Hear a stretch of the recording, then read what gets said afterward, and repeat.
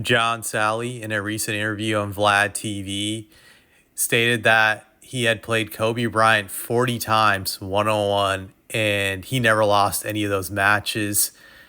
I know some people are thinking like, well, that's unbelievable. He's making up shit. He's full of it. There's no way that John Salley could have beaten Kobe 40 times. This is the same John Salley that was a bench warmer on just about every championship team he was on, besides maybe the Pistons. I don't remember the Pistons championships, but I remember every other team he was on, and he definitely was a bench warmer when you reflect on it. But yeah, I think a lot of people find it unbelievable and they believe he's lying. But if you actually do a Google search, you'll find an old clip in which Kobe Bryant actually admits that he never beat John Salley ever in a game of one on one, and that they did play one on one a bunch of times and he just couldn't beat him.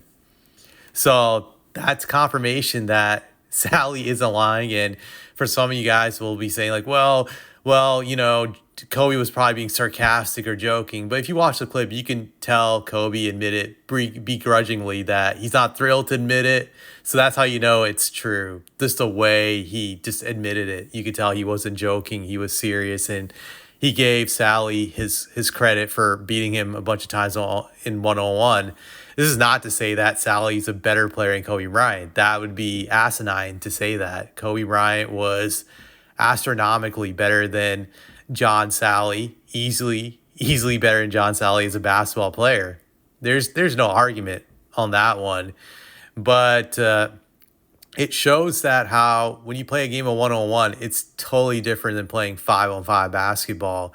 That just from my experience growing up and playing basketball, there's so many people that I encountered that were good one-on-one players in a one-on-one game of basketball that were great, but 5-on-5, they just could not impact the game the same way they could impact the game in a one-on-one matchup. So it was like a completely different situation. And it's like the skills you need to be great at 5-on-5 is completely different than one-on-one. In a 5-on-5 setting, Kobe Bryant's skills were astronomically greater than Sally's skills, and hence why he was able to be a great player and Sally wasn't. But like I said, it's just always amazing when you just look at just how one-on-one is different than 5-on-5.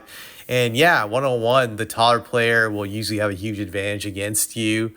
I could definitely say that for sure. That's why I always thought it was crazy in my younger days when I would argue with these Kobe Bryant fans. I'm a Spurs fan, for those of you who don't know. And we would always debate who was better, Duncan, versus Kobe. I'm biased. I'm going to say Duncan any day of the week.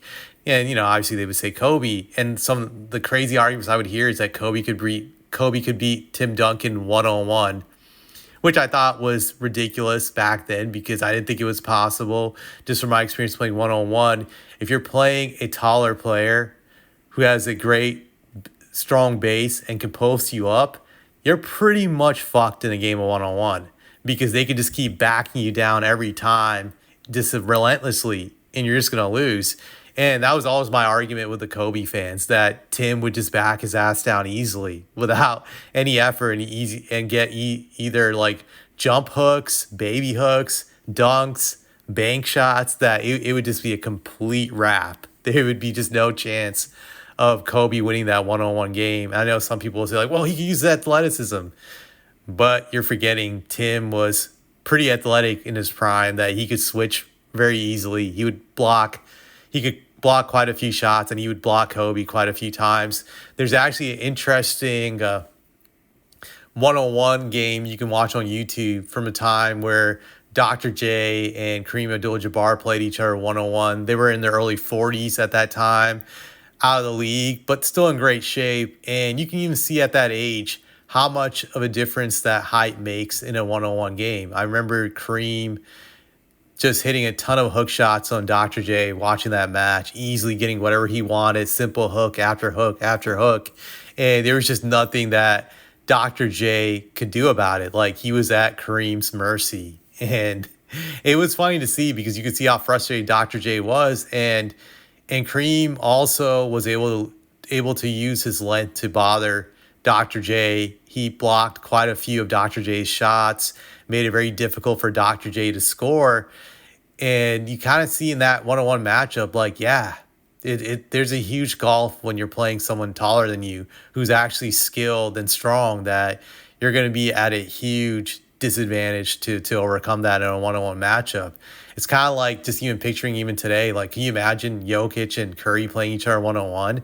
Jokic would just squash him like a bug, that it wouldn't even be close. Jokic would just run him over every single time with ease. So that kind of also shows you why positions are important in basketball. I think people forget that today due to just the advent of small ball being more common in the NBA with these small lineups and whatnot, that people tend to forget that, yeah, positions matter, height matters, and just the switch offs and ISO plays and one-on-one plays, that it matters a great deal. So I just wanted to bring that up. I thought it was funny how Sally brought that up, but still an interesting conversation to bring up. I don't have anything else to say.